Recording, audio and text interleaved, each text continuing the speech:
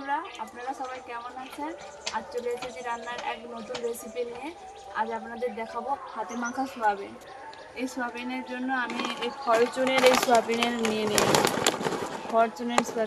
নিয়েছি। এই হাতে মাখা সোয়াবিনের জন্য প্রথমে এই ফুটন্ত জলে আমি এই সোয়াবিনগুলো সিদ্ধ করে নেব।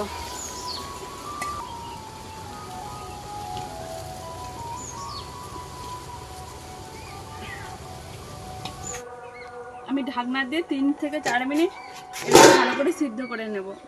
এইরকম হালকা আঁচে সিদ্ধ করতে হবে।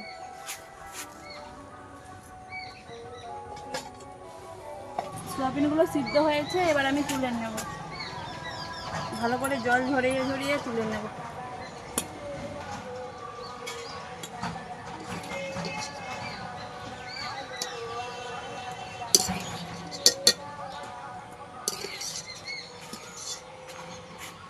এবার এটাকে ভালো করে ঠান্ডা জল দিয়ে ধুয়ে নেব।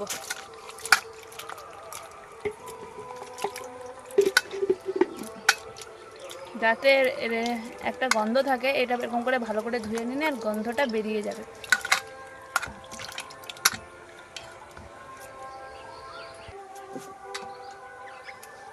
ভালো করে নেড়ে দিয়ে তুলে নেব।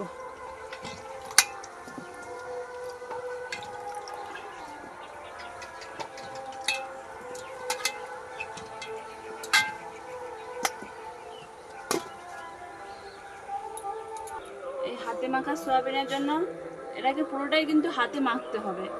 প্রথমে টমেটোটা নিয়ে নেব। টমেটোটাকে ভালো করে চটকিয়ে নেব।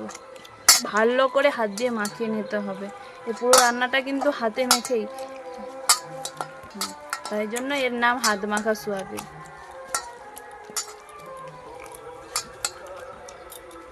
এবার কুচিয়ে রাখা পেঁয়াজগুলো দিয়ে দেব। ভালো করে পেঁয়াজটা মাখিয়ে নিয়েছি। 1 চামচ রসুন বাটা নিয়ে নিয়েছি। 1 চামচ আদা বাটা নিয়ে নিয়েছি। ভালো করে মাখিয়ে নেব। আমি এখানে নিয়ে নিয়েছি ধনে গুঁড়ো 1 চামচ, 1 চামচ হলুদ গুঁড়ো, 1 চামচ লঙ্কা গুঁড়ো, 1.5 চামচ কাশ্মীরি লঙ্কা আর জিরে গুঁড়ো 1 চামচ। সবগুলো দিয়ে দেব, এর মধ্যে দিয়ে মাখিয়ে নেব।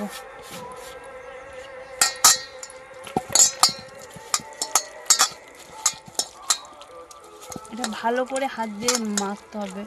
এটা হাতে মাখা তো, হাতে মাখা ব্যঞ্জন। এটা যত হাত দিয়ে যত মাখা হবে ততই এর খেতে স্বাদ হবে আর রান্নাটা সুন্দর হবে। ভালো করে 5 মিনিট মাখিয়ে নেব।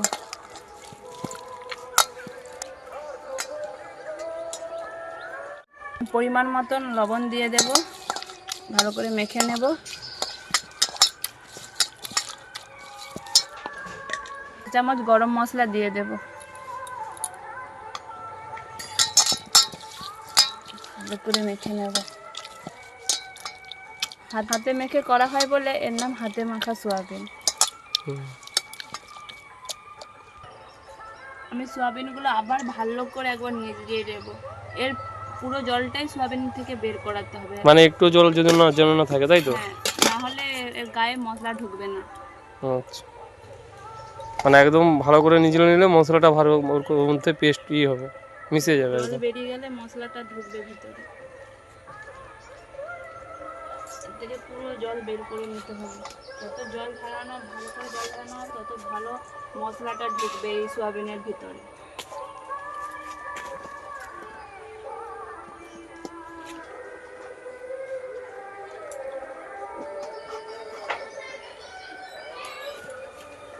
আমি এরকমভাবে আলুগুলো কেটে নিয়েছি। এইভাবে সোয়াবিনের মধ্যে দিয়ে দেব।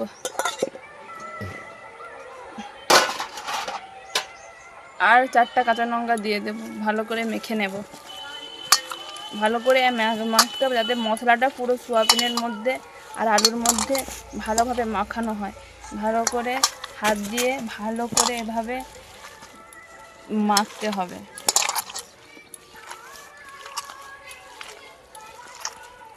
এত সুন্দর দেখতে লাগছে না, মনে হচ্ছে রান্না হয়েই গেছে।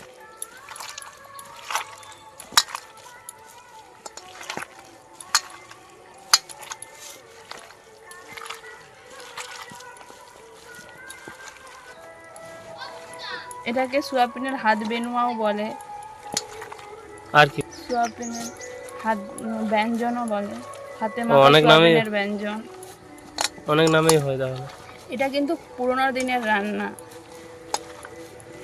ঠাকুমাদের কাছে আপনারাও জিজ্ঞাসা করবেন, আপনারা ঠাকুমারা হয়তো বলতে পারবে এই রান্নার ব্যাপারে।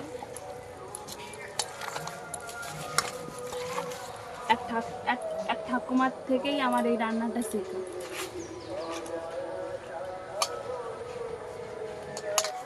মাখানো হয়ে গেছে, এবার আমি 5 মিনিট চাপা দিয়ে রেখে দেবো, তখন উনানটা ধরিয়ে দেবো। কড়া গরম হয়ে গেছে, আমি এবার তেল দিয়ে দেব। আমি যেভাবে উনানে করছি আপনারা একইভাবে গ্যাসেও করতে পারেন। গ্যাসে করলে ওই পাত্রটাকে ওর মধ্যে প্রথমে এইভাবে পাত্রের মধ্যে তেল দিয়ে তারপরে দিয়ে আমি যেভাবে তুলবো ও একইভাবে তুলে আপনারা পাত্রটা গ্যাসে বসিয়ে দেবেন। আমি কড়াই করছি, আপনারা চাইলে ডিশের জামে, স্টিলের জামেও করতে পারেন। আমি ফোড়ন হিসেবে নিয়েছি জিরে, জায়ত্রী, ছোটো এলাচ, তেজপাতা, দারুচিনি, লবঙ্গ আর লঙ্কা। চিনি গরম হয়ে গেছে, এবারে আমি তেজপাতা দিয়ে দেবো, শুকনো লঙ্কা, সব ফোড়নগুলো দিয়ে দেবো। ঠিক আছে ফোড়ন, এবারে আমি সমস্ত মাখিয়ে রাখা সোয়াবিনটা দিয়ে দিয়েছি। এবারে জামটা ধুয়ে একটু জল দিয়ে দেবো।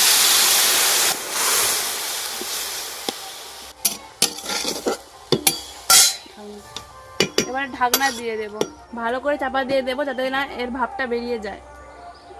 এর উপরে চাইলে আপনারা গ্যাসে করলে কিছু রেখে দেবেন, ভারী কিছু। আমার একদম মাপে মাপে আছে, তাই আমি এর উপরে কিছু দিলাম না। আপনারা গ্যাসে যখন করবেন অবশ্যই কিছু দিয়ে দেবেন, ভারী কিছু। আঁচটা বেশি রাখবেন, বেশি রাখতে হবে আঁচটা।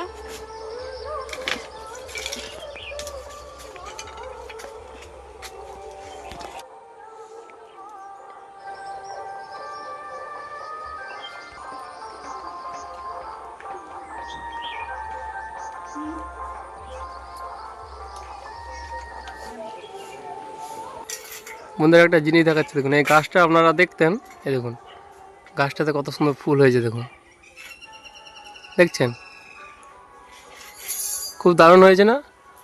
আর বন্ধুরা এই গাছটা কী নাম আপনারা যদি চিনে থাকেন কমেন্টে জানাবেন, এই গাছটার নাম কি আর ফুলটার নাম কি বলে। দেখুন কত সুন্দর ফুল হয়েছে দেখুন।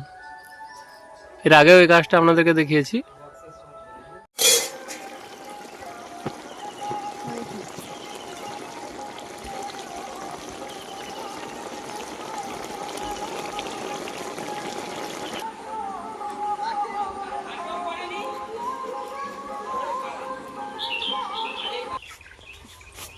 হয়ে গেছে, নামিয়ে নেব।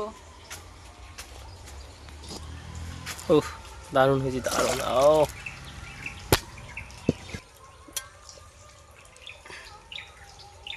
কালারটা এসছে, দেখছো কত সুন্দর, দারুণ এসছে। প্রস্তুত হয়ে গেছে হাতে মাখা সোয়াবিন। দেখি কেমন হয়েছে আজকের হাতে মাখা সোয়াবিনটা।